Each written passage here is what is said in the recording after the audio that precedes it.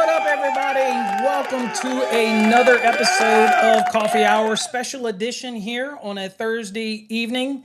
I'm excited for today's show because we're bringing on a special guest and we're going to have an interesting conversation. We're going to be talking about home inspectors and electrical and whatever else we end up talking about.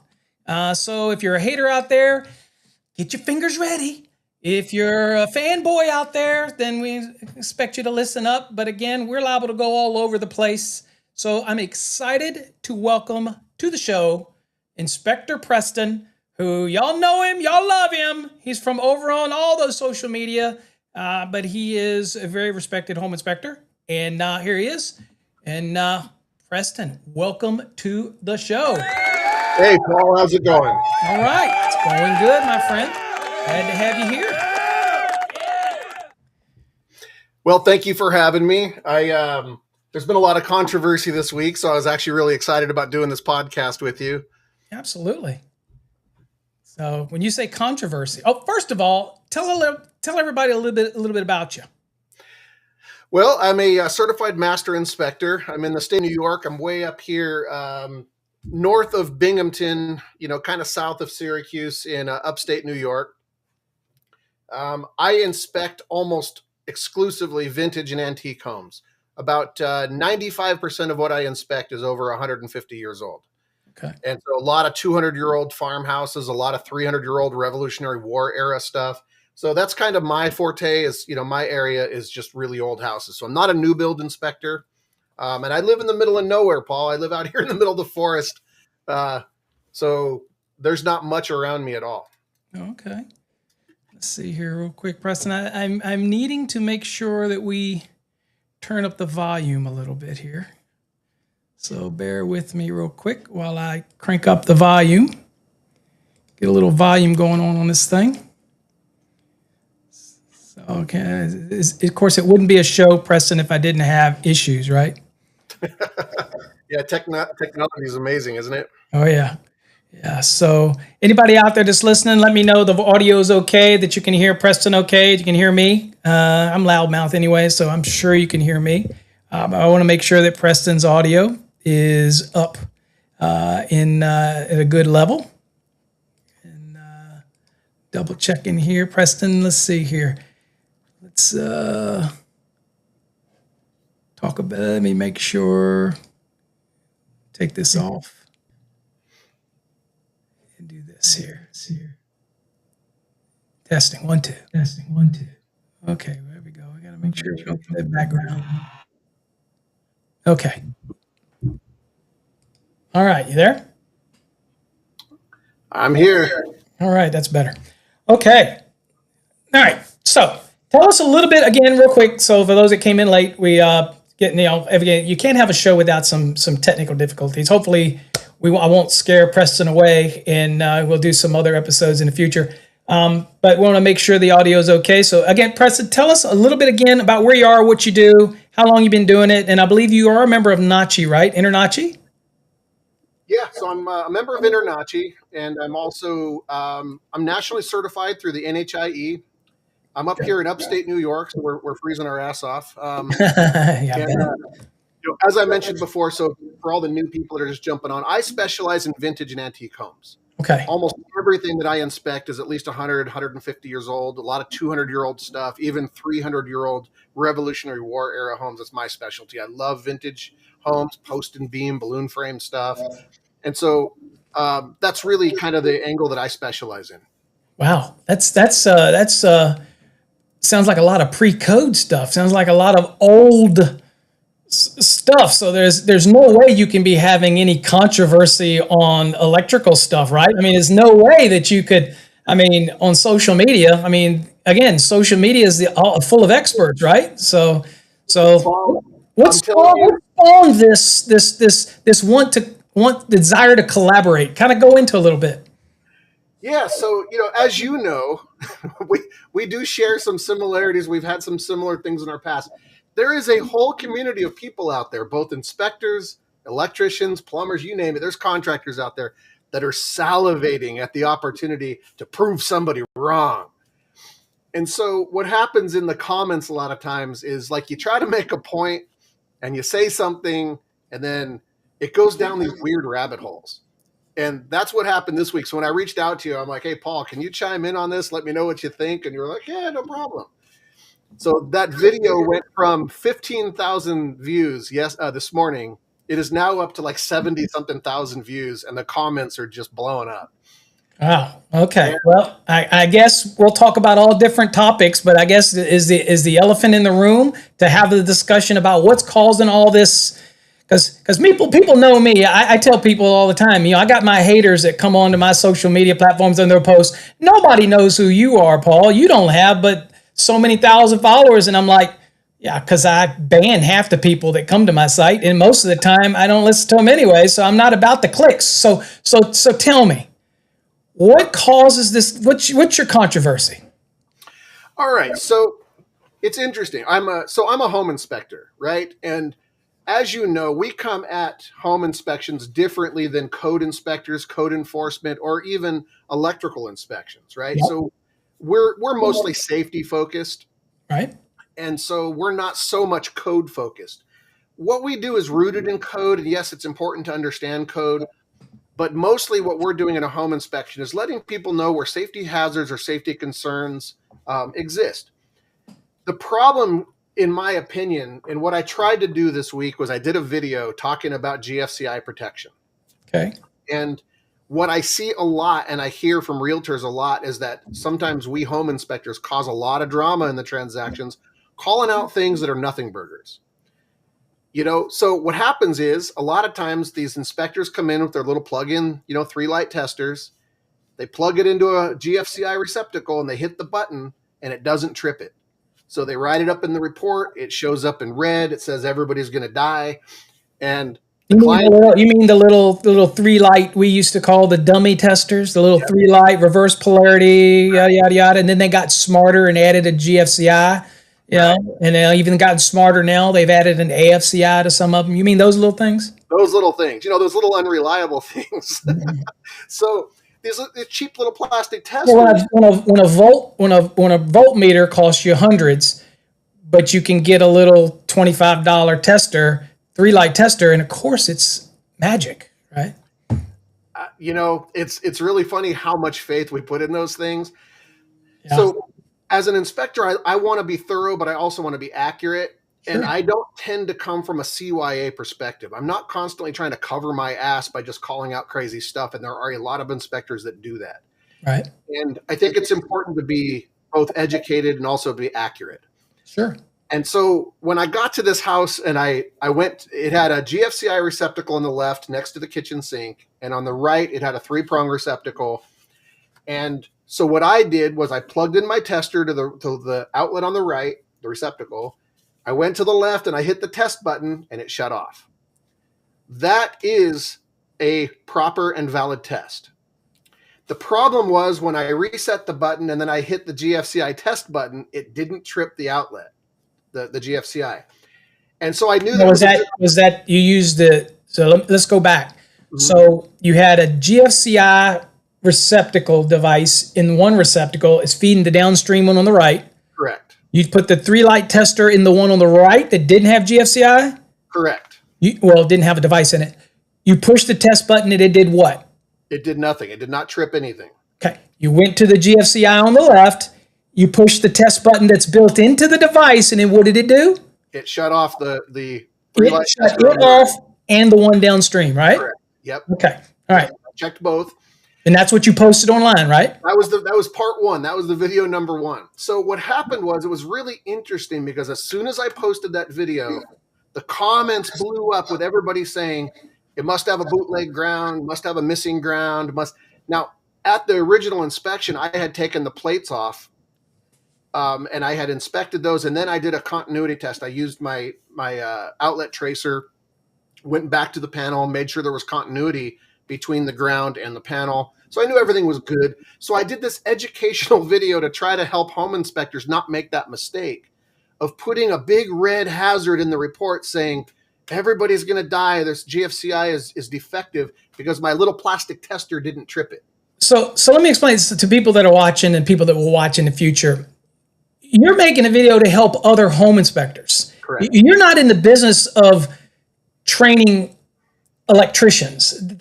They might watch your video, Right. and there may be other home inspectors out there somewhere in the West Coast or somewhere that does videos that he thinks he's training electricians, but you're a home inspector. Let's understand that. Home inspectors are generalists. We don't expect them to be experts in any one thing. We expect them to be extremely well versed in many areas, right? Yeah, and it's weird how there's some inspectors in some places, and they seem to kind of center around Arizona. I didn't say it. You said it. I didn't say it just so because the hate mail's already coming from the fanboys. But anyway, keep on. Yeah. So what I wanted to do was try to help home inspectors understand that those little 3-light testers, those little plug-in testers, are not actually a valid or reliable way of testing GFCI protection. They work most of the time, but they don't work all of the time. And most of the time is not good enough or accurate enough for me. Now, I had to do my research. One of my very best friends is an electrical inspector, and he is one of the smartest people I know. His name's Yuri Badovich. If you guys know him. Shout out to Yuri. Yuri, you're smart, dude. I love you, man. He used to have a TikTok channel called Inspection Therapy. Now, this guy is extremely knowledgeable, and we used to talk all the time, and we talked quite a bit about this, and he pointed me to the fact that the only valid test of a GFCI receptacle is using the built-in test button on it. That everything else is inferior to that. Well, everything else is an ancillary test device. So when the manufacturer sells a product that comes with a test feature in it, it's part of the UL listing. It's part of its evaluation. It's designed to work. The problem with the 3-light testers is y'all all know it. First of all, when somebody said bootleg, the question is when you put the receptacle tester in the right side, did it show that it had a ground? It did. So the green, and it's in the video, the original video, the green light's on, shows it's properly wired. And as you know, a bootleg ground, and that's why I took the plate off, by the way. Yeah. Because when my button didn't trip it, I wanted to make sure that it wasn't a bootleg ground, so I pulled the plate off. And then I also pulled the plate off of the GFCI receptacle to make sure that, line and load were proper. So before I left, I wanted to be thorough to make sure that I wasn't leaving a safety hazard behind. Mm-hmm. Right? Sure. But when I went in, I saw the ground going right into the Romex jacketing, did the continuity test to the panel. I was satisfied that things were wired properly. The test button worked properly. I knew everything was right. Okay. So I wasn't calling out a defect. And then what happened was I was getting this blowback from home inspectors going, yeah, I would definitely call that out. I would have put that in the report. I would have been extra cautious to cover my ass. And that was really my big issue, is that people that cover their ass by being overly cautious also are less accurate and are causing a lot of drama in the transactions. Well, I've said this for years, as most people out there know, that I wrote the original electrical program for InterNACHI. And it was their consultant for years. I've written a lot of stuff for the home inspection industry. So people hear me on here a lot of times, they think I'm hating on home inspectors. Look, I know the difference. There are some home inspectors who don't stay in their line. And then there's the ones that shine like you do. You know what your focus is. And you're trying to educate others in the industry. Because what I've said for years, and you'll agree, I assume you agree to this, is that home inspectors are not there to be over alarmists. We're there to give you the facts the way we see it. We can make safety recommendations that are based on historical understanding of the way the code is changed. For example, if I'm a home inspector and I'm doing an inspection, and there's always this thing called tactfulness that you have to add to reports. So that you're not causing it so that, one, you're labeled a deal killer, right? You're not going to get more business from that real estate agent or anybody else if you're a deal killer. And people say, I don't care, because it's not like we're just inspecting D.R. Horton homes every day, okay? I mean, I doubt you ever inspect a D.R. Horton home. I've never inspected a D.R. Horton home. So look, I can't help it if the homes are built shitty. They're built shitty. I mean, let's talk about what the inspector that does the municipal should have found before it got to that stage that a home inspector found it. Let's talk more about their accountability, because I don't necessarily think that I want a home inspector finding this stuff. I want the damn municipality guy to be finding this shit. But anyway, I digress. So the thing about reports is that, and you're absolutely correct, the problem is if you cause a problem and an electrician has to come out and fix that, you might say, "Was it come out and fix it?" The electrician's going to come out and look at that and say, "This is perfectly fine. Maybe I got to put, you want me to pull a new circuit to get you an equipment ground there? You want me to do that? I'm going to charge you extra money." The homeowner's going to decide they don't want to do it. The people that are buying it saying, "I'm not buying this house unless you do it." And remember, a home inspection is nothing more than a negotiation. That's right. There's no requirement. That's right. You don't have to get a home inspection. It's between buyer and seller, right? Yep. That's it. Now, whether they want to fix something, they could say piss on you and they don't fix it. So, but you're right. If the receptacle works and it trips, now, am I going to put it in my report? Probably, yes. I'm going to mention it. I'm going to say that this is what it probably is, but I'm going to leave it up to them to make that determination. I am not going to be flaming this thing out as a major defect because the device text. Now, I may question it over at the receptacle if I'm getting it shows that there's an equipment ground, but now that device is not tripping it, because the concept of the 3-light tester is that the reason it doesn't work on a 3-light tester is because it shunts it to an equipment ground. Correct. It doesn't shunt it through the neutral. Through the neutral, right. The actual GFCI device puts a resistor in there and it moves the circuit temporarily outside of the toroidal coil. And that creates an imbalance, and that's why you want to use the device's test button. Test button, right. Now, let me stop you there, because I want to hone in on this for a second, because what you just said is so important. And in the second video, which is the one that's kind of going crazy right now. I haven't seen either one, by the way, so okay. Now here's the interesting thing. There is no shortage of people in there telling me I'm a moron. I don't know what the hell I'm talking about. I need to find. Hey, I've heard that. I've heard that too. Yeah. So, I'm a hack, by the way. Right. So most of the electricians out there who want to argue with me say you're a hack. That's why you teach, because you can't do. And I'm like, it doesn't take you much to Google that. Yeah, I did do it, but that's okay. Right. I don't mind it. Go ahead. Listen, man, Yuri was the first one that introduced me to you, and this was 3-4 years ago. And he said, people questioning Paul are stupid because they don't realize he actually wrote portions of the NEC. Like, you're not a nobody in the industry. The people who know. But here's what happened. I was trying to think of, when you see the bulk of the comments are talking about the issue must be a missing ground. It must be a bootleg ground. It must be the ground. And I was thinking to myself, all of these people are missing the point that the test button on the device actually doesn't use the ground to test it. And that's why it's a more valid test. All those cheap little plastic testers are shunting to the ground, and not all all receptacles are actually going to trip. Mm-hmm. So does that mean it's a safety hazard? Does that mean it's a defect that goes in the report? And I was trying to explain. So in my second video, what I said was, and again, I inspect almost exclusively vintage and antique homes. I know that in old 2-wire systems, when you see people put three-prong receptacles in them, I have to tell clients daily that's not code compliant, and that is actually a safety hazard.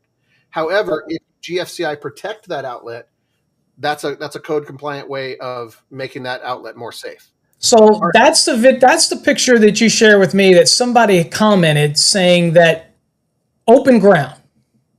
So let's dig that a little bit. You do exclusively older type homes. Correct. A lot of the ones you may do may not even have an equipment ground. Most of them don't, actually. I inspect a lot of knob and tube, a lot of snake skin wiring, a lot of like really old 2-prong stuff.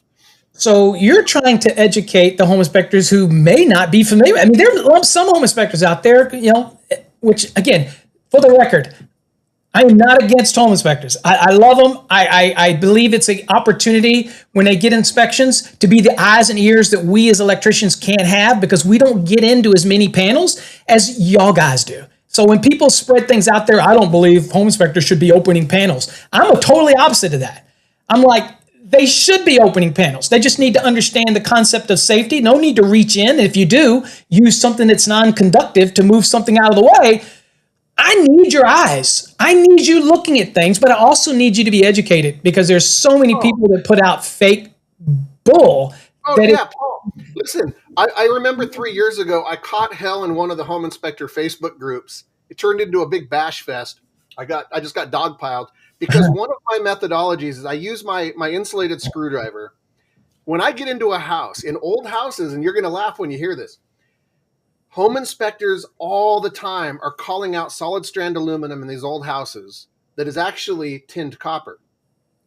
And so what I do to make it visual in the report is I take my insulated flat tip screwdriver and I scrape the tinning off the outside to show the copper conductor. I take a picture of that, I put it in the report, and I say that it's a copper wire.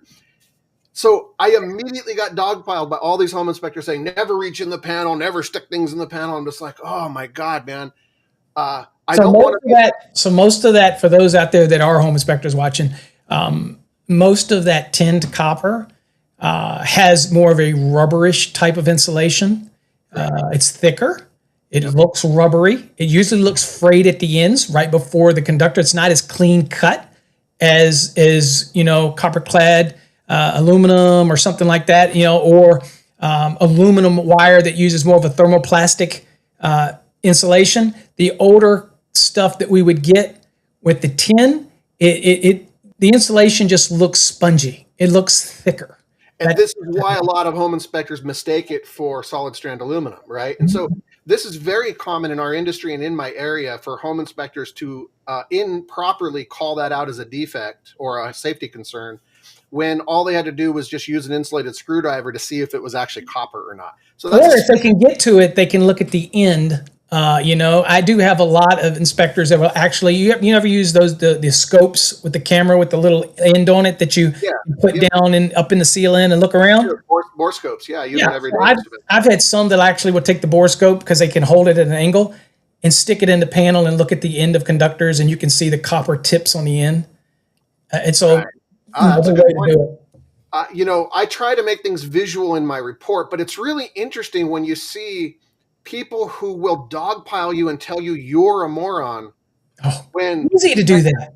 Right? And this happened this week with that thing going, oh, you're an idiot. You said GFCI is an appropriate fix for open grounds. And then they get into this weird rabbit hole of code says this and code says that, and you're an idiot. And I'm just like, you guys are missing the point. What I was trying to say was GFCI, the internal testing, doesn't use a ground. And I was trying to explain why code would never allow GFCI protection on a two-prong outlet, on a open ground, if GFCI needed a ground to function properly.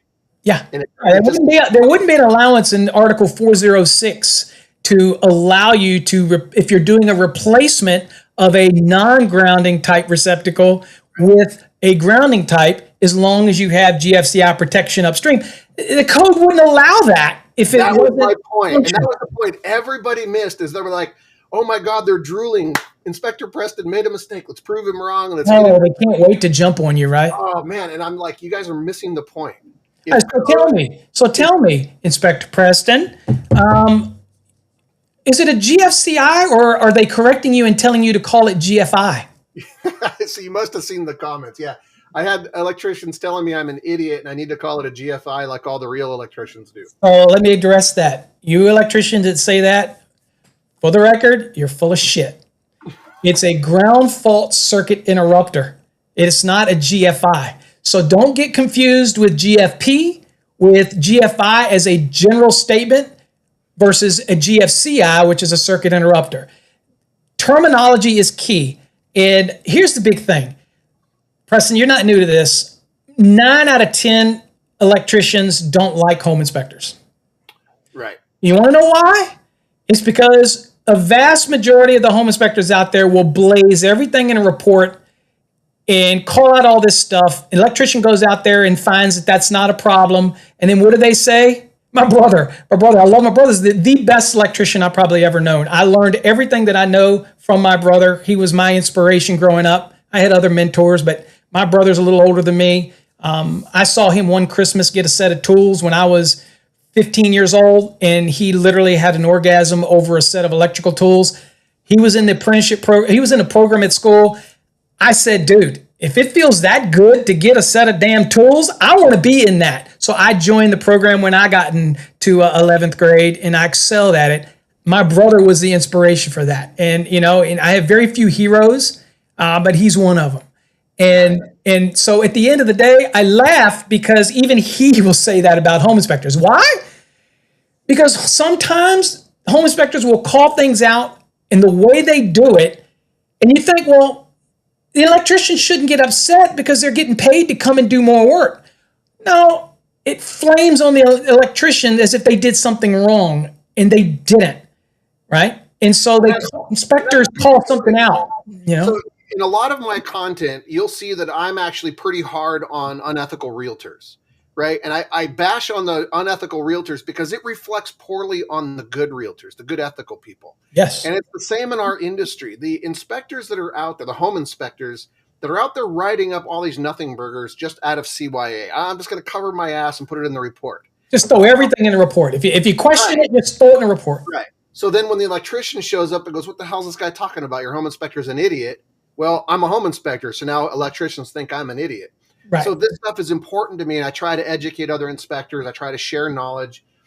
And it's funny when you put yourself out there like this week to see how they all get down these weird rabbit holes. I'm telling you, 90% of the comments assume that there's no ground in that circuit, even though I literally showed it in the video, even though the green light on the tester, even though I showed the test button functioning properly, the bulk of the comments are, yeah, it's a bad ground. It's a bootleg ground. There's no ground. And you're just like, you know what? Ground actually doesn't have anything to do with GFCI protection.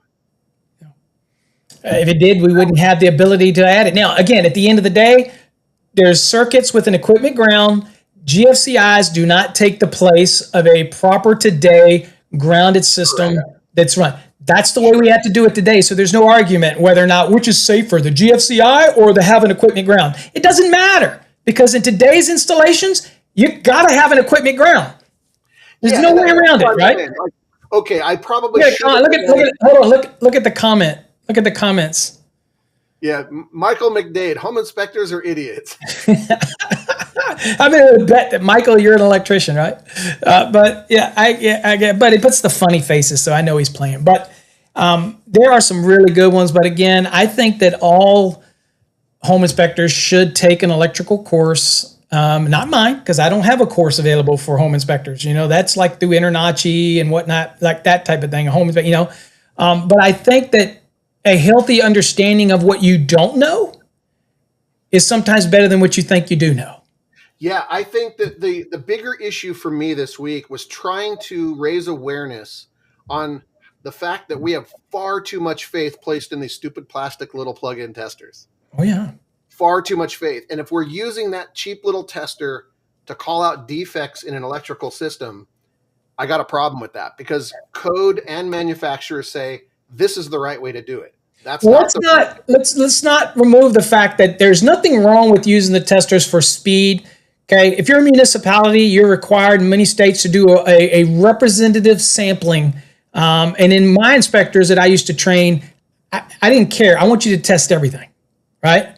Listen, on every inspection, I test every single receptacle that I can get to. Anything that's accessible, I will test it. I don't do representative numbers of anything. I test all windows. I test all cabinet doors, all drawers, all outlet. So I'm not a representative numbers kind of guy. I want to be thorough, right? If there's one outlet that has a problem, I want to find it. Absolutely. And I also will say, and I think this is important to put out there, that I won't put content out and argue in the comments with people unless I'm actually educated about what I'm talking about. Like there are stuff out there and I go, oh, maybe I'm wrong.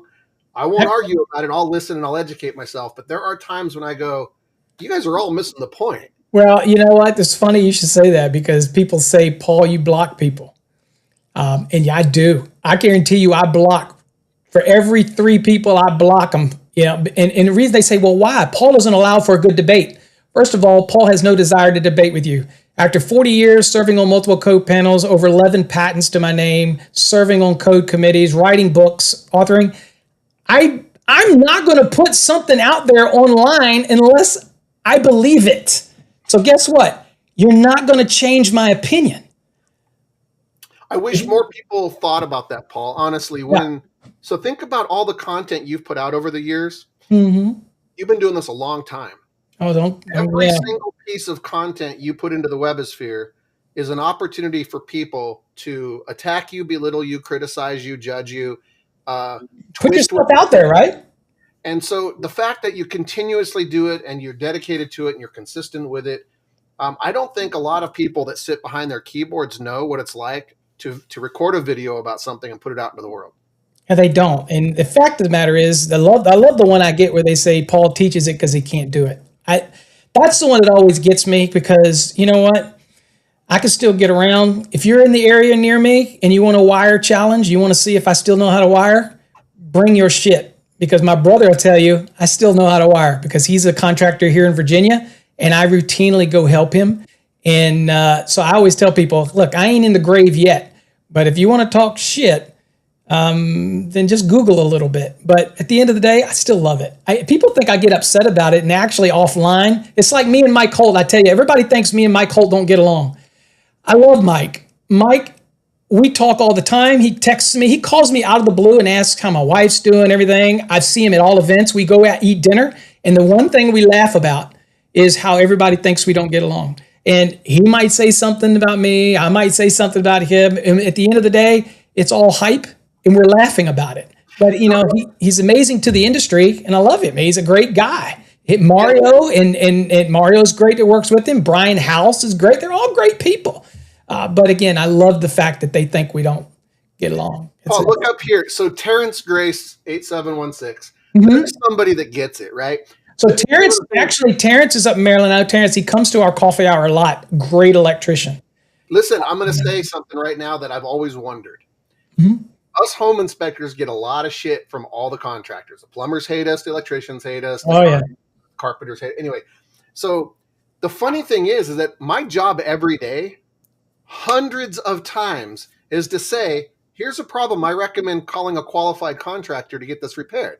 Yeah. We're literally out there pushing people to find you and do business with you. And at the same time, you're shitting on us for doing that. It makes zero sense. I say embrace the relationship with your home inspectors, because they're the ones that are going to bring you money. Also, if you're the electrician that gets bent out of shape because of it, because of something a home inspector says, and you don't take the opportunity to educate the home inspector because they're not the expert in electrical, I just hope that you're knowledgeable enough to be able to actually educate the home inspector and don't get trashed in the process. They want to learn too. And at the end of the day, form that relationship, because you're right. They all make you money. I'm like, okay, want me to come look at your panel? That's fine. You want me to come to it? Yeah, that's fine. I just think people forget that. I agree. I like to be controversial. I'm like you, Paul. I don't mind saying shit. I catch a lot of crap for it. And I don't mind defending the controversial things I say. All right, I'll say something right now that I know you're probably going to disagree with, but you might agree with a component of it. Hold on, I got music for this. Hold on. Let me see. What are you going to do here? Hold on. Let's see what I got. Drum roll? No. Let's see what I got on the sounds here. All right. Tee it up, guys. All you electricians are going to get ready to shit on me right now, because I'm going to say something super controversial. All right, here we go. Oh, that's not it. Wait a minute. Damn it. I wanted to give you some. Okay, here we go. I don't hear anything. Shit on it. I don't hear anything. All right, sorry. I was going to give you some scary music in the background, but anyway, go ahead. I heard it. Did you? All right, I'm going to say this right now. You guys break out your phones, record Inspector Preston saying this. Oh, God. Fuses are safer. Now I'm scared. All right. Fuses are safer than breakers.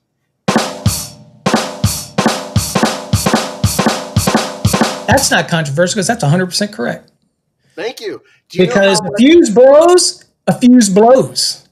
They don't. They blow faster. They do less damage to the components, and you can't reset them every time they blow. You got to replace them. Right. They don't fail. So, do you know how much shit I have gotten from electricians and other home inspectors by making that argument that the reason fuses became less safe was because of human error and how they were using it? People sticking coins and bullets and create, oversized, S-type fuses, circumventing them, putting coins behind them.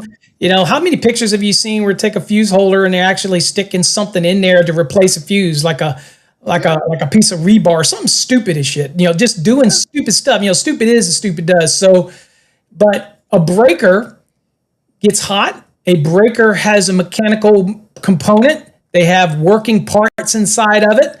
A fuse does not. It has a fuse element that when you overload it, so I tell people out there, okay, overcurrent is an element of short circuit, ground fault, and overload. 3 elements, okay? That's what makes up overcurrent. You can have an overcurrent by putting too much current through it, Yep. okay? You can have an overload by putting too much current through it. You can have a short circuit by putting too much current through it. All of those are part of overcurrent. A fuse is very reliable. Remember when people used to throw shit on Federal Pacific?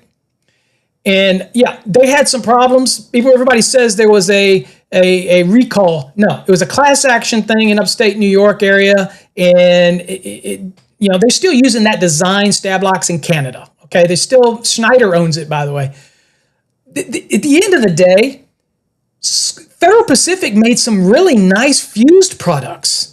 Very robust, well-made fused products. All right, and I'm glad you brought up Federal Pacific because I did have a topic I wanted to cover on that. Oh, that's what I'm saying. You do have some topics you wanted to ask, so. Right. Yeah. So no, but on this point with fuses, you're going to notice a couple of things that nobody ever really wants to talk about. Number one, if breakers if they were safer or more effective, they would use them in vehicles and they would use them at data centers with sensitive equipment.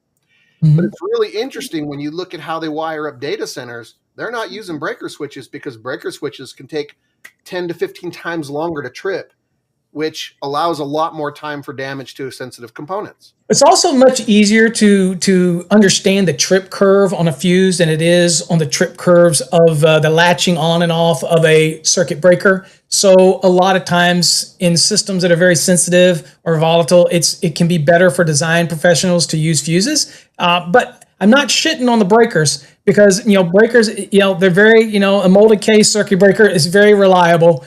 That type of thing. I hear a lot of crap about them. But if you're putting it in the context of safety, which is, they're both overcurrent protected devices. So let's get that out of the way. They both will do their job. But at the end of the day, fuses have less failure points in them. They simply have... Yep. Breakers fail. Circuit breakers fail a lot. There's a lot of recalls out there. So at the end of the day, when I say controversial... I don't know that I've ever seen a fuse recall. I don't think I have. They don't fail. A fuse pops. A fuse blows and a fuse blows. Yep. All right. So Federal Pacific, here's an interesting thing. And I'm going to get into Federal Pacific and Challenger, right? Because I think these are two things that kind of in some ways get a bad rap. But the one thing that I've always wondered about Federal Pacific, I'm still required by my insurance company to call out Federal Pacific panels. Sure. Same as you're still required to call out aluminum wire, right? Yeah. And it's interesting about aluminum, right? Is being able to figure out whether it's, the AA8000, like the old stuff, Well, AA8000 is the new stuff. 1350 is the old stuff. Right. Sorry, I got that backwards. Yep. Right. Yep. So if it's the newer stuff, a lot of that AA8000 stuff is actually perfectly fine. You got to be one conductor size up, one gauge up, but it's interesting when you have to learn the stuff. Typically 2 sizes jumps up. So you skip one, go to the second. So theoretically, it's 2 sizes larger for the same amount of current. For example, a 500 copper, and then it would be equivalent to a 750 aluminum. So there is a 600 between there. Okay. So it's typically a jump. Sometimes it can be even more than that. But basically, you're right. I mean, there's a jump there. Yeah. Yeah. No. Hey, I just learned something. So thank you for that. Remember, people say I don't know anything, yet I hold 11 patents on wiring cable, but Paul doesn't know anything. I'm just saying. Yeah, no, and so understanding that the old brittle aluminum, the AA1350, is actually usually pretty easy to identify. And when you see modern, NM cable that is the newer 8000 type, there's still home inspectors every day that call that out as a defect.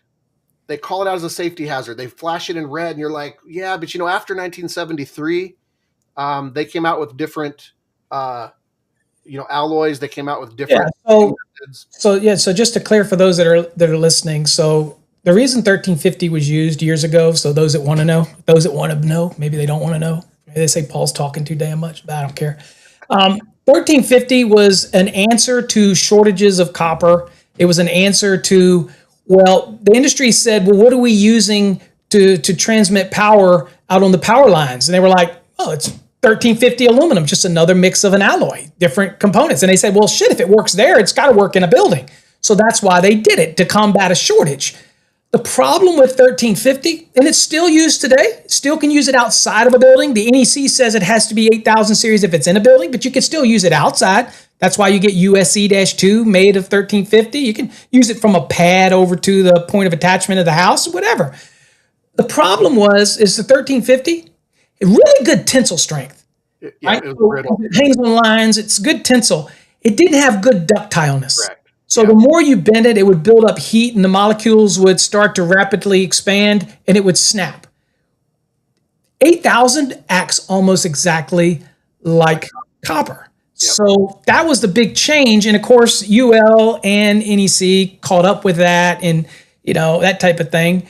But you still have to call out the aluminum, even though today, as a manufacturer of wire and cable, I could make non-metallic sheath cable today with aluminum conductors if I wanted to. We're not going to touch it. Hey, folks out there, don't go to Southwire or Encore Wire or Prismium and say, hey, are you going to make an aluminum NM cable? No, we're not, because it's too stigmatized to want to mess with. You got other brands out there that use aluminum and put some copper on it, but I don't want to talk about that. But at the end of the day, it's still aluminum. So, and that stigmatized right there is a good point, right? And that's really what we're talking about with a lot of this stuff, including Federal Pacific, right? It's a stigma. All right. So an interesting question I had for you, and this was something I was aware of years ago, is we call out Federal Pacific panels as if they're a ticking time bomb. And yet when you research it, you find out it was actually the breakers that failed to trip. It was the circuit breakers. Yeah. And so Federal Pacific. For Federal Pacific, right. Yep. And so what's happening is there are companies out there, I'm aware of one at least, that makes a UL-approved retrofit kit for Federal Pacific with modern circuit breakers. They're tested, and they're very reliable. And I always wondered why we always swap the panels out when everything's in good shape, and really all you need is reliable circuit breakers. Okay, I could address that. Okay, so people like this, companies like Challenger, there's other ones that have been absorbed by other companies that make, Eaton makes those aftermarket breakers as well. The different ones, they make different breakers. There's a thing called Magnus-Moss Act that people seem to think when you buy a panel. In a new installation, you have to use the manufacturer's breakers that go with that panel. Yep. On a repair or remodel or replacement or after the fact, the Magnus-Moss Act says that you can use any breaker that has been classified for use in that equipment and evaluated for it. It doesn't change the warranty. It doesn't lose any warranty. It didn't matter if next week I have a Cutler hammer and somebody comes in and puts one of those breakers in there that is classified. It doesn't change the warranties. That's the first thing to get out of the way. Secondly, I've been saying this for decades. The only reason it becomes a problem is usually those old Federal Pacifics didn't have a lot of breakers. So that's a good thing, because if they didn't have a lot of breakers, the easiest thing to do is to say, hey, my recommendation is, if you're worried about it, is to just replace the breakers. Now, yes, the breakers cost $200 or whatever the hell the breakers cost. When you do the math, you might say, well, shit, I can get a brand new panel with, Square D or Eaton, and for I'm out of touch with costs. So $15 a breaker, I don't know what. So at the end of the day, it's cheaper. I'm like, is it though?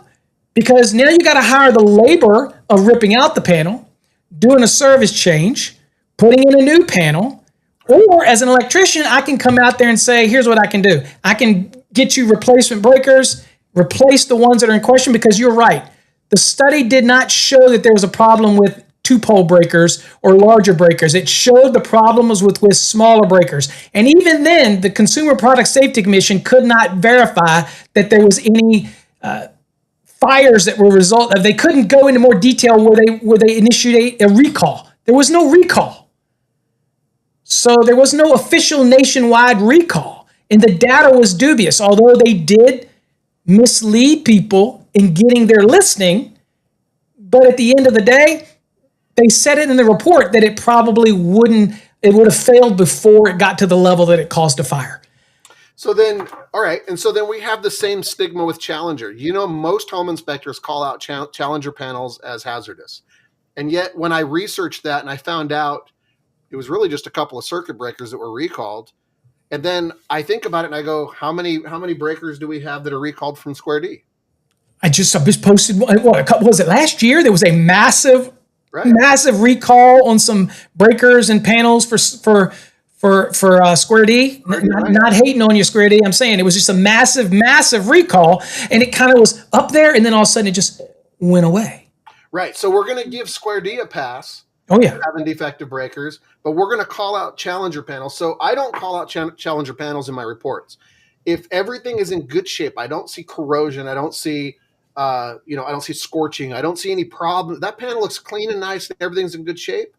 I'm not calling out that Challenger panel as a safety concern. Look, I've seen some Federal Pacifics in my day, and I'm on video for Internachi actually looking and inspecting a Federal Pacific panel in their video. So, okay, some people, maybe some inspectors out there that went through Internachi that took their electrical program and they say, who the hell is Paul?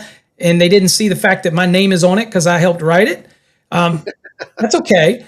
But at the end of the day, I've had panels that look like you can eat out of it. And no corrosion, no pitting. And we're going to talk about Zinsco in just a second. So no pitting, no nothing, no heat, no evidence. And again, I embrace thermal imaging. Many people know out there that I wrote courses on thermography. And again, it can speak to that and have for years. At the end of the day, I'm not going to tell somebody just because it's something. I'll mention it because your insurance may require it and stuff like that, right? I'll mention it, but it's not my decision. It's their decision. It's whoever wants to look at it that way and make that decision. But like you said, insurances sometimes make me have to call stuff out. So I at least say what it is. And part of your inspection is required to at least say what it is what you're looking at. Yeah, so I put general notes in. In our inspection reports, there's different types of narratives, right? We have informational notes. These are like comments. Then we have maintenance defect narratives, like maintenance items, material defects, or safety hazards, right? So there's different types of narratives in an inspection report. And I'll put a general note in there to say, you have a Challenger panel. Everything appeared to be in satisfactory condition. There were no material defects or deficiencies observed. Some insurance companies won't insure homes with a Challenger panel. I'll put it in there so that they know about it. Has it gotten to that point with the Challenger? I remember that it was said about Federal Pacific or Zinsco, but has it really gotten to where it is a lot of Challengers also come into the mix more? Yep. In my area, it's not often, but occasionally we see it a lot with VA and a lot of the government-backed loans. So FHA, VA, HUD, USDA. And they'll have that list. It'll say Federal Pacific, Zinsco, Pushmatic, Bulldog, Challenger, Federal Pacific, Federal Canadian. It goes right down the list. And so they just kind of blanket that stuff because all they're doing is risk management. Some of the best panels that I've ever looked at reliable have been, Pushmatics. And people want to give them a hard ass time too as well. And I'm like, and that's the next question people ask. Is there a life? I get this question a lot. When I was with NEMA, by the way, I was the expert for NEMA for years. So I get this question and they say, wait a minute, Preston, this is a Pat Paul time. Paul was the expert. People say Paul talks about himself all the time. He's so happy with himself. Point being that in that scenario with them, with NEMA, we looked at it all the time and people would say I lost my train of thought. Preston, help me out. What was I? The Bulldog. Okay, yeah. So we looked at these, and they would say they're life expectancy. First of all, the manufacturer will never give life expectancy. Why? Because the moment that I tell you that you got to replace a breaker in 20 years, my competitor is going to tell me theirs lasts 21. The next one's going to say theirs lasts 22. So it's an open thing that all manufacturers understand. We're not going to give life expectancy. We don't do that with wire. We don't do that with anything. That's the reason. Case in point, we see that exact thing happening with roofing. Asphalt shingles now, we're seeing architectural shingles claiming 50-year lifespan. Yeah. The moment one says 30, one says 35, the next one says 40, the next one Right. 50, that type of thing. That's what I love about those. Have you seen those things where you can on TVs on TV where they say they call those companies out and they'll spray your shingles to bring them back to life with the spray? And I'm like, try to convince your insurance company when you're getting to the end of your 25 or 30-year shingle. Oh, when my premium goes up because of the roof, tell them, oh, don't worry about it. I sprayed it with that coating. Yeah, see how that works for you. So anyway, so let's talk Zinsco. The biggest problem with Zinsco is, and they got a really bad rap, Zinscos are reliable. It's a weird design. It's a cradle design. The biggest problem with Zinscos wasn't, and the folks out there that say they know better are full of shit. The problem with Zinscos was the bus. The bus was aluminum on the original Zinscos. So what happens, it would get pitting in it, right? Pitting all over it. And so it made bad contacts where you're pulling current through the contact would get weak. And so it would oxidize and you get an arc there, and its resistance, I squared R over time as the current went up, the resistance compounded. The problem with that was the bus. So what did they do? They make replacement buses that are copper that go right in there. And Zinscos were just as reliable. But again, I see people that go out there and bash them and say this and that. But usually it's electricians that just don't like something, or they get something in their head, or they don't do the research. And what they do is they just say, oh, Zinsco bad, this bad, this bad. Look, I love new installs as good as anybody, Preston. I love new breakers and pans. I love everything to be new, but you don't always need it. I agree with that. And I was happy to hear you bring up thermal imaging, because I use thermal imaging on all inspections and 100% of the time. And it's weird when thermal imaging becomes part of your routine, you get to a point where you can't imagine doing an inspection without it. Yeah. Right. Like I can't imagine, I would feel totally handicapped. I'd be like a mechanic with no wrenches. Now I could put you on a spot, but I don't do that on my show. No, let's hear it. Come on. Let's have at it. So every time you use your thermal imaging, do you constantly change the emissivity on your device depending on what you're scanning? Yes. So I do adjust the emissivity, and you get rusted pipes. You got to adjust that. And the newer thermal imaging cameras, there's a new one out right now that I actually really love. It's an inexpensive one called Thor, the Thor 2. La la la la la. I don't want to hear about them. Blah blah blah blah blah.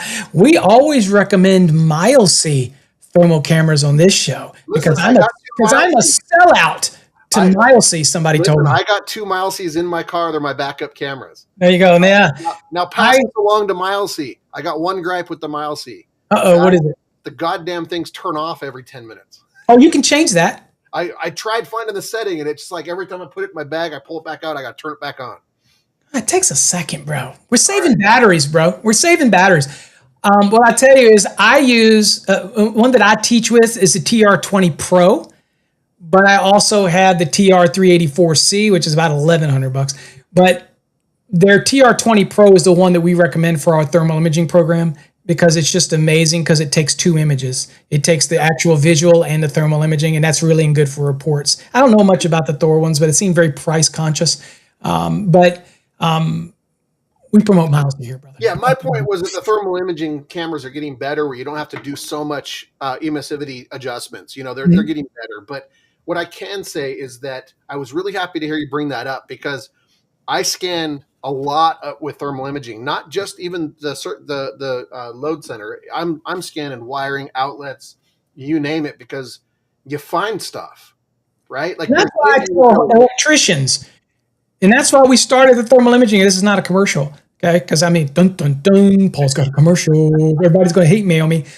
That's why we started the Certified Thermal Imaging program for the CTE program, is because every electrician should be adding thermography. When you're doing a service call and you're charging an hour minimum and you're done in 30 minutes, maybe you just went to reset the GFCI we've been talking about. You should offer your customer a thermal scan and give them their hours worth. That's what they're paying for. Oh yeah, and thermal imaging makes things that aren't visible. So you could take a picture of it and put it in a report. They see all the pretty colors. They see the glowing hot thing. So it makes you look good and it makes you look professional. But I'll tell you, don't you hate those TikTok videos where the people are buying them and they're just scanning? Look at my wife. Look at my TV. They're looking at colors. They have no understanding that it's temperature, and understanding the delta T, and understanding peer review, and looking at two different sources and coming up with average. Oh, They have no it clue. gets worse. You see the home inspector videos where they're saying, "Look at this moisture stain," but I'm pointing my thermal camera at it, and it's not wet. And Yeah, you go, "Oh, but 70-degree water looks exactly like 70-degree, drywall."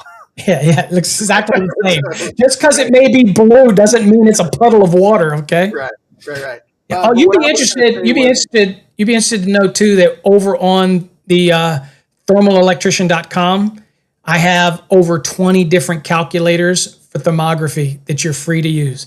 All kinds of stuff. And you can even print them out or even sends reports. So we make a lot of those free for those that are out there doing thermography in case you ever check it out. nice. The day that I became a believer in thermography and thermal imaging was the moment that I found a hot spot in a ceiling, could not figure out what it was asked to come back and re-inspect the house. I had permission to do an invasive inspection, which means cut it open. And Mm. we were able to find a colony of termites in a wooden beam, and the thermal imaging was picking up the body heat of the wood destroying I was insect. going to say that's a great example of using a thermal imaging in an area where you know that there's an anomaly, and that would be an anomaly. It just doesn't supposed to be there. There is not a home inspector alive that would have caught that without a thermal imaging camera, period. Like, that Brilliant. was one of those things I was so glad that I caught. And at the end of the day, you have to wonder, Preston, why don't more home inspectors add thermal imaging? It's not complicated. Take a basic course. Hell, I even have a $69 basic thermography course that covers everything a home inspector would need to know as far as looking at pipe, plumbing, mechanical, piping. It's on my website. $69. If you're going to do it, at least learn it. Listen, to answer your question, I think there's two reasons why more inspectors, and I mean that with electrical inspectors, home inspectors, whatever. There's a couple of reasons why they don't use thermal imaging. And one is because, Liability. well, I think a lot of them think these cameras are super expensive Oh because yeah, they used to be. yeah, they used to be $7, $8, $10,000. Oh It's kind yeah. of like radon, right? We used to, a radon mitigation system used to be $20,000, so nobody wants to test for it now. Right. But number two is now it's another thing they have to learn Yeah. to be accurate with it, right? So there's like two barriers to that entry for them. And for me, what I try to get across to inspectors is, do you know how much faster my inspections are using thermal imaging? Oh yeah. Because I can take a picture of a heat register from 40 feet away. I don't have to walk all the way over to it. You know what I mean? Like, there's things that speed up my inspections. So the good thing about home inspectors is that it's different with electrical thermography because my cameras, for example, will be very dependent on distance. So it might be, zero point 0.6 meters, 2.5, 3 feet, whatever, is where you're getting your optimum. So I use the 384C, which you can't be any closer than like 9 feet. So it's a further distance version, but it has a lot more pixels, so a lot more identifying spots or temperature variations. But the TR20, and maybe the same with your Thor, is that distance matters. But in home inspections, it's a little different because I'm not necessarily having to get an absolute temperature where we're worried about thermal insulation breaking down or a lug melting down. I just need to see temperature variance. And so distance is not as important of a component until you get down to like the panel where you're looking at lugs or looking at insulation. Then you have to be very careful that you're within the realm of your thermography camera. That's right. And people don't know that. Oh, it's absolutely true. I have 3 different cameras that I use every day, and I use at least 2 of them on most inspections. And so using the right tool for the right thing. But I'm telling you, I'm glad I heard you say that. And if you guys are doing any sort of electrical work or inspections or anything, please do yourself a favor, get a thermal camera and learn how to use it, because you are going to be a more valuable professional at that point. Now, here's another thing that I think a lot of this applies to electricians. So, and I'm going to say this right now, electricians I think too many electricians see themselves as service providers. They're just there to do the work. But when it comes to electrical systems, there is a professional consultant component to that. They're relying on you for your expertise. They're relying on you for your recommendations. You're not just there to plug wires in and twist wire nuts. You're there sometimes to give the best advice. So I think there's a lot of contractors, and I see it with electricians. Electricity is a very complicated thing. Like, there's so much to what you guys do. The NEC is like, I mean, it's a rabbit's hole. I mean, it's a Piece of, very comprehensive. piece of cake. You know, you look at other code systems, the other code books out there, and they're just not like the NEC, right?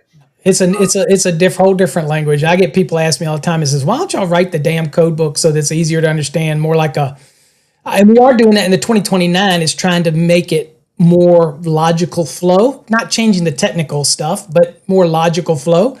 But you know what? If it wasn't technical, then everybody'd be doing it. And homeowners already try to do enough stuff that it needs to stay technical.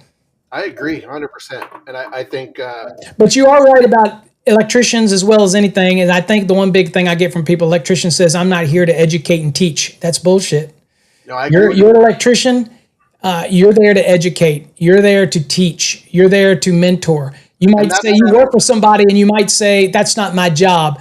It is always your job. If you work for somebody, and I expect you to do that because I expect you to carry the mantra of the company. Yeah. So that's that professional consultant layer I was talking about. Like really good electricians, that's what they are. They're educators. They're advisors. They're not just there to do manual labor. Now the scary part is, though, Preston, there's a lot of them on social media that probably should not be teaching people. But if you read the comments enough, you'll really cringe. I stopped replying to a lot of comments because, like, it's exhausting, and grounding and bonding. I serve on that panel, and I hear the weird stuff, and I just cringe when I read some stuff.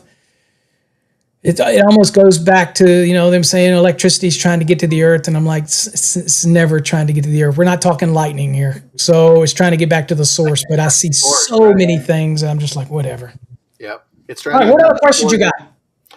All right, what other questions did I have? When it comes to Zinsco, is it? I believe Sylvania is still making modern panels with Zinsco technology. Is that right?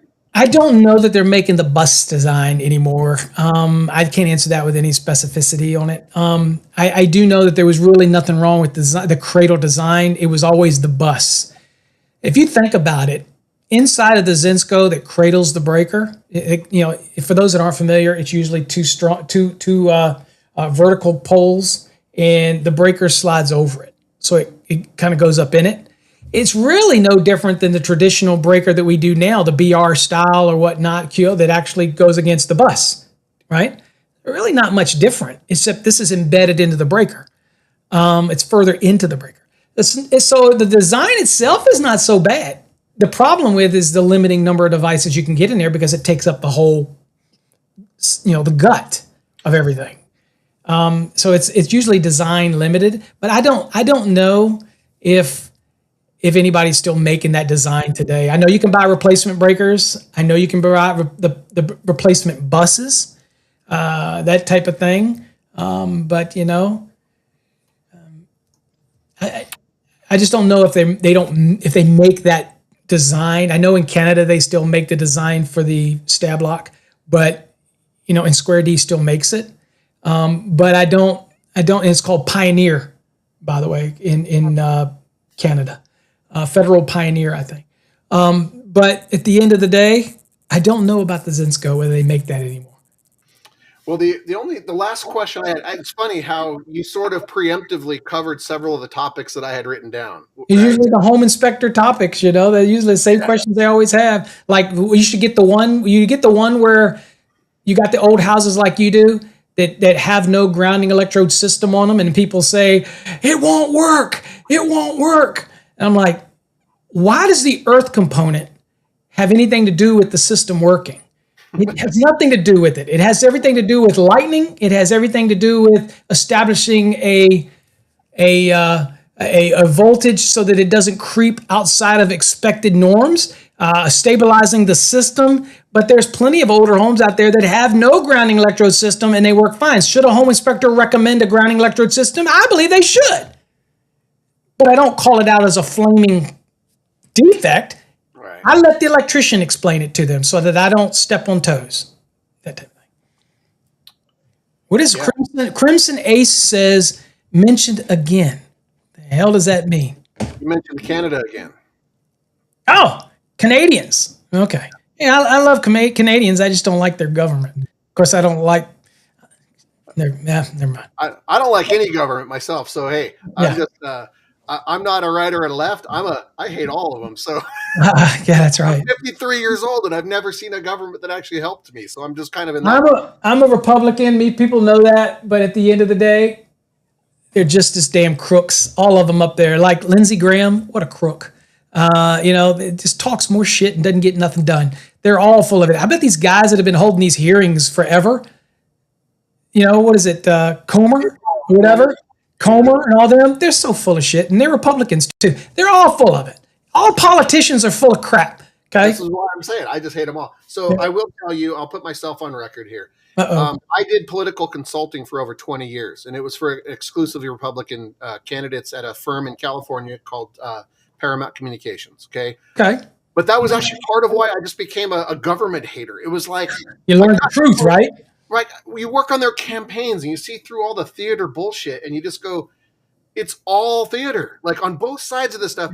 Here's what I'm going to say. If you want to get into politics, great. We're going to get into politics, Paul. Here's what I'm going to tell you. This is where the show goes to shit, folks. Just in case you're tuning in. Here's the secret that nobody knows. All of the people on the right are going to show you the craziest shit and tell you this is liberals and this is how liberals are. And you're going to go, oh, everybody on the left is crazy. They're all going to send their kids to school. They're going to get sex changes in third period. And then all the people on the left show you the craziest stuff about the right. Oh my God.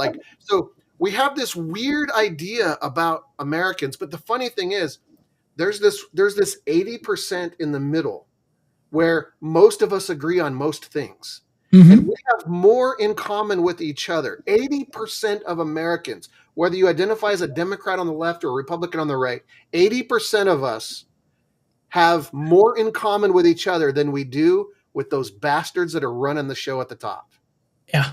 Right? Those guys with their yachts and their offshore accounts and all that stuff, we have more in common with each other in the working class than we do with any of those people. Oh, yeah. For me, I checked out of it. I was like, I'm not playing the game anymore.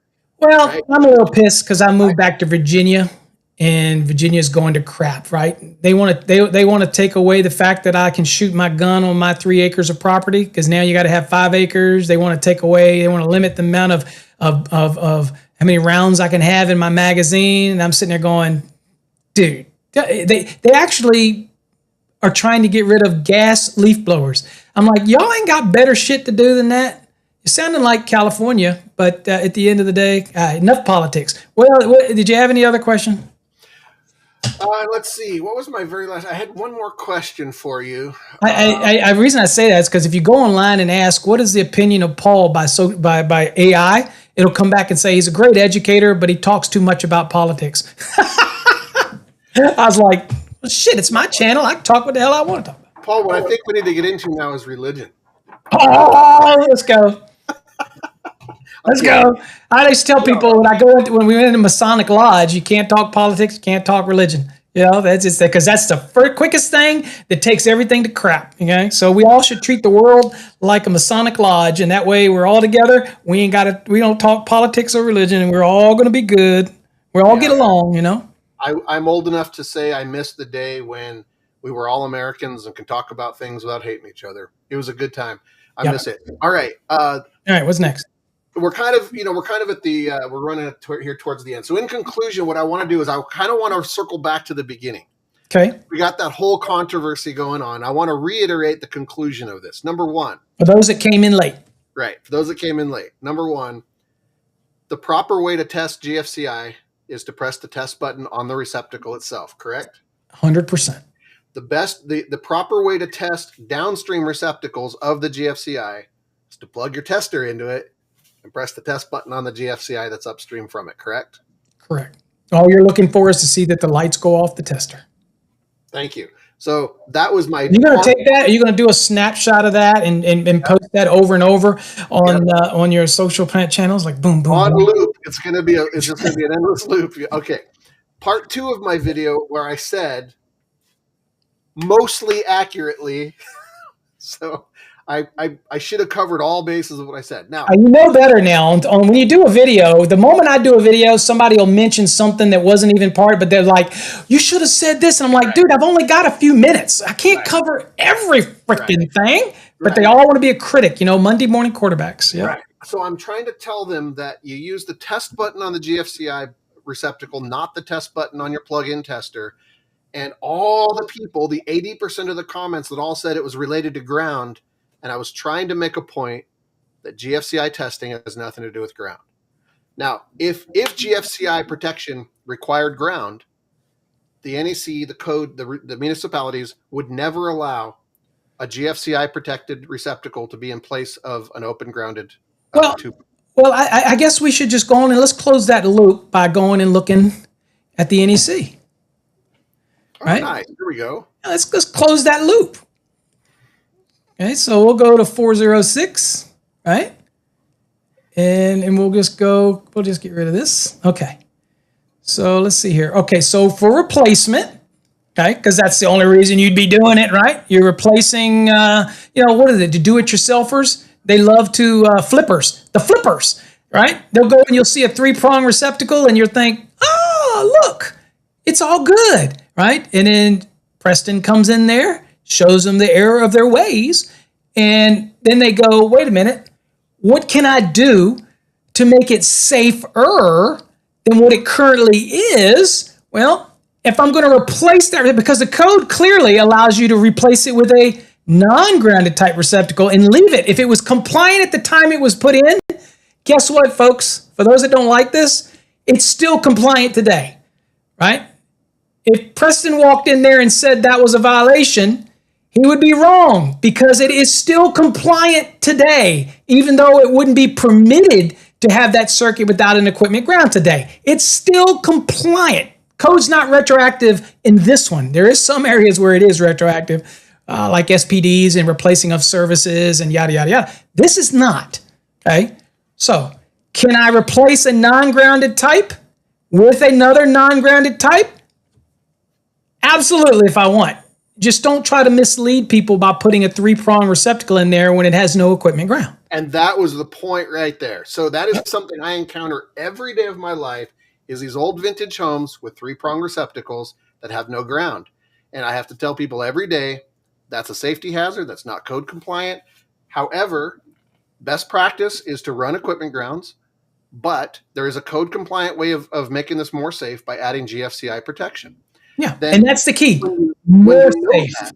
Right. So when you know that in your head and you try to make the point that all of you people that are saying this GFCI problem that I'm having in this video must be ground related, you are completely missing the point. You want to go down this rabbit's hole of criticizing me over, no, GFCI protection on an open ground isn't always acceptable. Of course. Okay, it's not always acceptable. What does this say?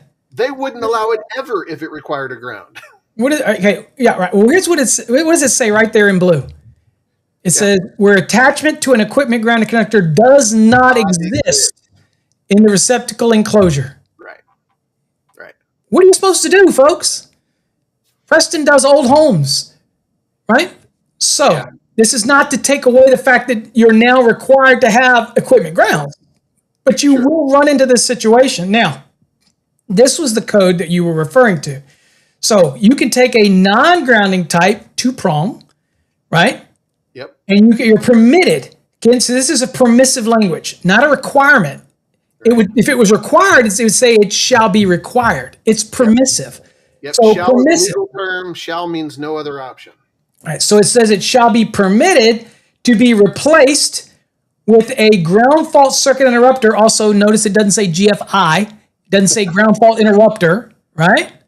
Okay, it says GFCI, folks out there. Learn the terminologies. Stop calling it GFI, although we're not going to harp on you. Because like you call subpanel.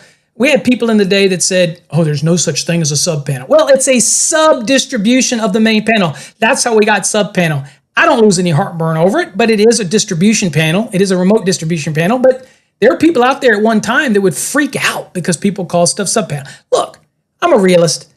I know what you're talking about. So I'm not going to flame you because you call something a subpanel. Shit, I do it just because I know that's what people know. Right? Now, If you do what you say, Preston, then it says these receptacles or their cover plates shall be marked. One, no equipment ground, which usually comes with a label inside of the box of the GFCIs. Yep. It has to have that on there. And it says an equipment grounding conductor shall not be connected from the ground fault circuit interrupter type receptacle to any outlet supplied from the ground fault circuit interrupter receptacle. Okay? So at the end of the day, you're not branching out. This GFCI is for that downstream that does not have an equipment ground present. That's what it is. Yeah. Okay? And now stop there for a second, because that no equipment ground marking, right here, the sticker, the decal, whatever you want to call it, which is going to disappear. Which is going to disappear the day after inspection. Just by the way. Right. Well, that was something. It was funny when I look at the comments in those videos right now. I don't know what it's up to now. It's over 70,000 views. It was only at 15,000 this morning. But when I see the comments now, there are still people chiming in saying, Preston, you're an idiot. You're wrong. Even if you were right, it would need a sticker on the outside. And I have to go, did you guys see the video? They don't watch it, dude. It's grounded. There's a ground wire. I checked continuity. I checked to make sure that it wasn't bootleg. So I don't know why we're down this rabbit hole of all this grounding discussion and stickers and the whole. I'm just like, because the electrical trade loves to argue. You don't hear plumbers or mechanical guys arguing. It's the damn electricians. They want to argue. Everybody knows everything, and everybody's got something to say about something so that they can do this. Oh, I know more than you know. And I'm going, how about they shut up and just learn a little bit? That might be helpful. That thing. It's like, it's weird how, especially on social media, Paul, you get this too. There are people that are just salivating and waiting to pounce on you for just saying one wrong word, man. Oh, they're waiting for it, baby. Bated breath. Bated breath. You know? Right. And I tease it because I do that to prove that point. When somebody will do something and they'll call a receptacle an outlet, and I'll laugh and I'll just go, it's not an outlet. We have a defined term for an outlet. You call it outlet. I call it. We joke about it. We know what we're talking about. Listen, I know what a hot water heater is. Yes, I call it a water heater. You can call it a hot water heater if you want. I don't care. It's got cold water in it for a while. I don't care. You can call it a GFI. I really don't care. Like, I have no issue with that. Yep. So it doesn't bother me. So Crimson Ace says, a lot of us did say that you were correct. And he's right. There were a lot of people defending me in those comments. There's always some love, but it mixed in with the hate. You know what I'm saying? Yeah. And Crimson, fist bump. Thank you very much. Virtual bump. Yep. Yeah. And then down here, Gab, what is that? I think we answered that earlier, but he probably came in late. Would it still trip the test button if pushed without the ground? Absolutely. Yep. That's why the code allows you to use it in lieu of not having an equipment ground, because for him, he probably came in late.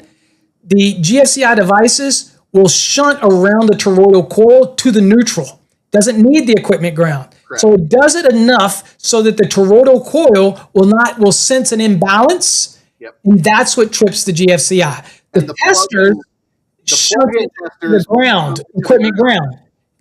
And if there's no equipment ground, that's why the testers can be fooled. And you say, well, mine works. It's probably because they might have a bootleg where the equipment ground is connected to the neutral, and the testers work.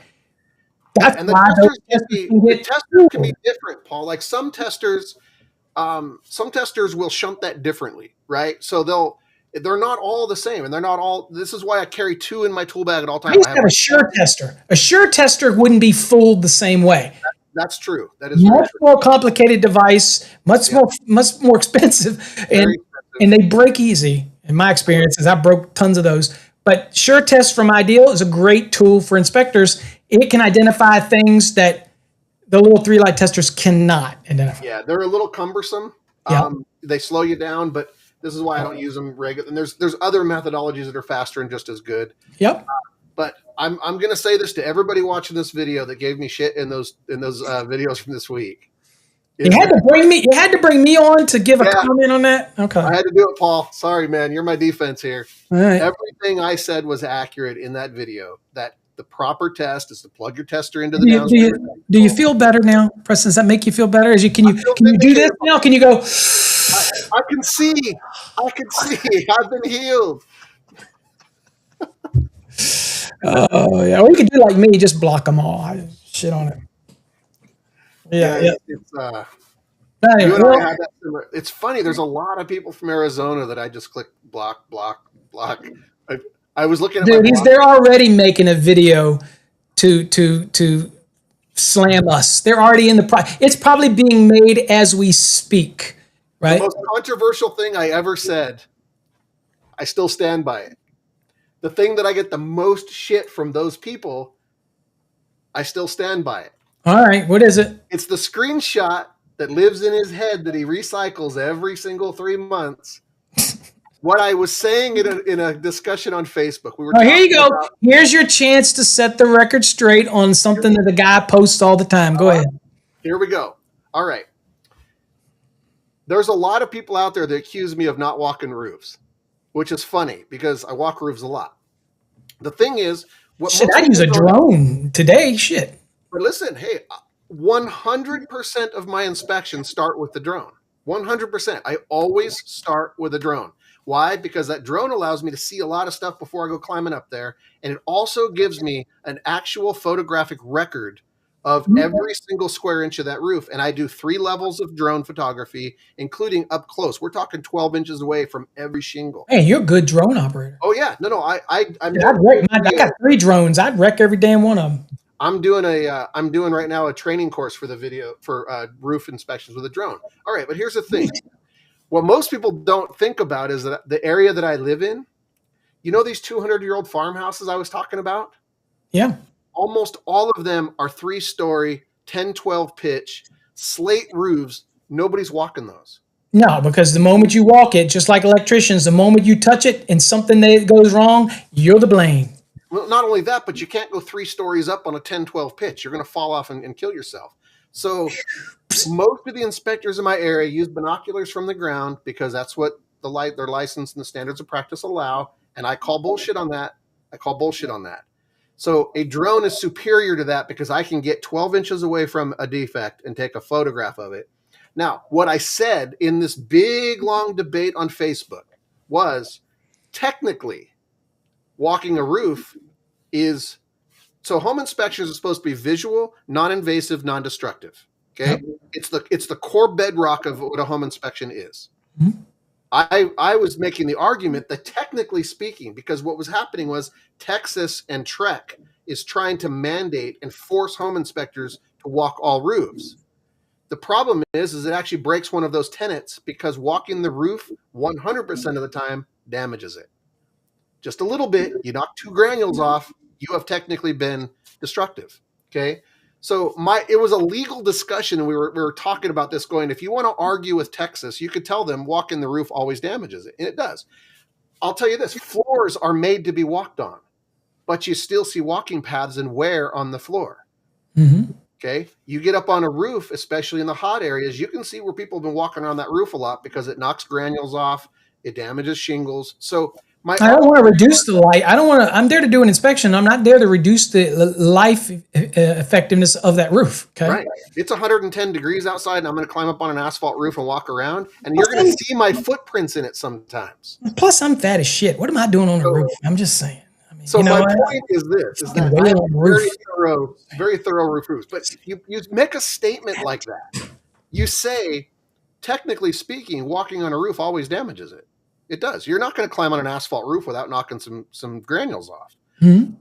That doesn't mean I don't walk roofs. That means I walk every single roof that I can get on, and it's safe to do so. Sure.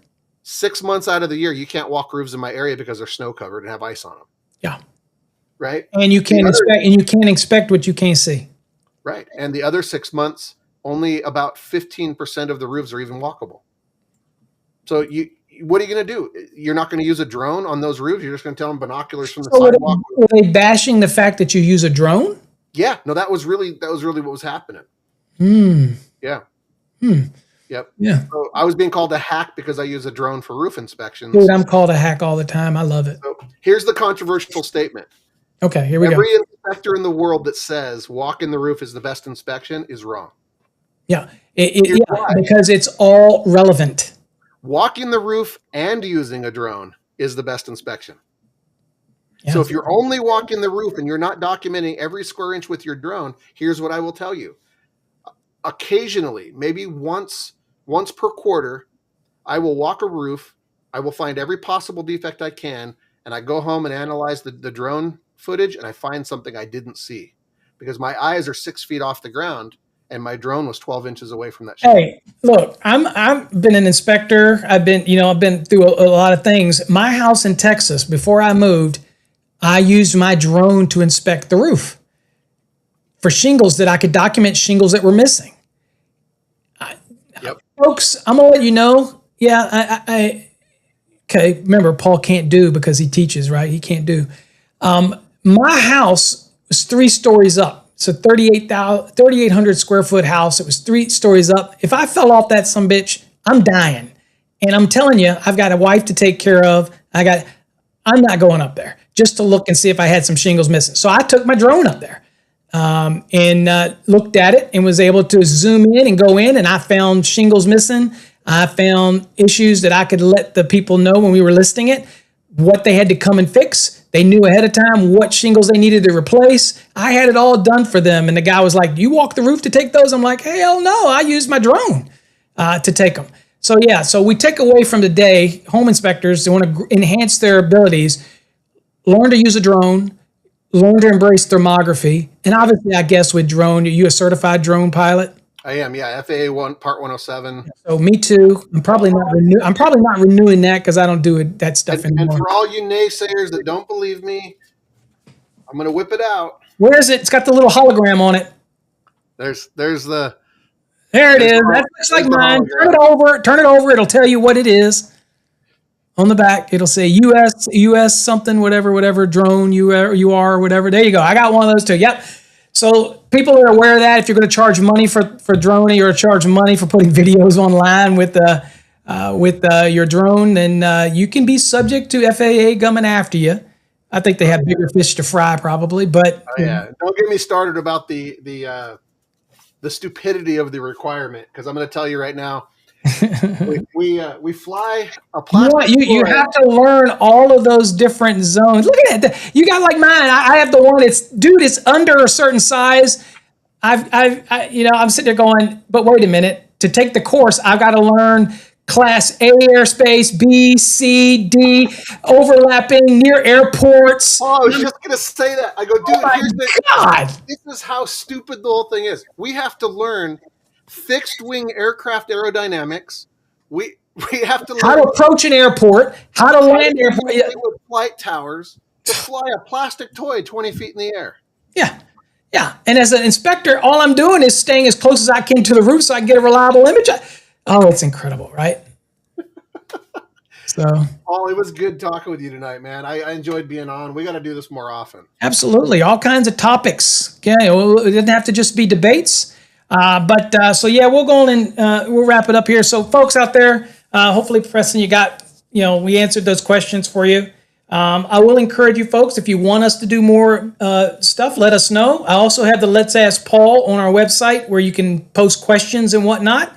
And I'm more than happy to tackle those in videos. We're back into that gearing mode. I told people that 2025 was the year where I was busy creating courses and all this kind of stuff. And 2026 is the year where I get back to educating and doing more videos and more training and more interaction. And so that's what we're doing. We're doing more of it. So you've probably seen more of this in this month than you saw in the last couple of months before the end of the year. But it's also nice to have somebody else to talk to rather than me just talking head all the time. And Paul, you're an asset to the world. Needs more people like you, man. You try to help everybody. I appreciate you. Hey man, don't say that. I keep a connection to my haters out there. Okay, I've got so many. I got haters that don't even. I have haters that I even help them get their license. That I even help them develop their online presence, but they won't even mention me in a podcast because they're afraid to give any kudos to the guy that helped train them. If you don't have trolls and haters, you're not trying hard enough. That's right. All you gotta do is watch CNN, MSNBC, and all that to realize that's true. All right, my friend. Well, hopefully, folks, you got something out of that. Preston, I appreciate you coming on the show. I'm glad we could get that knocked out for you. Thank you very much for having me on, man. I enjoyed every moment of it. Thanks, Paul. You're the best. All right, folks. Till next time, stay safe. God bless. We'll catch you on an upcoming episode of Coffee Hour. And just might have Preston back on. Take care. God bless, folks.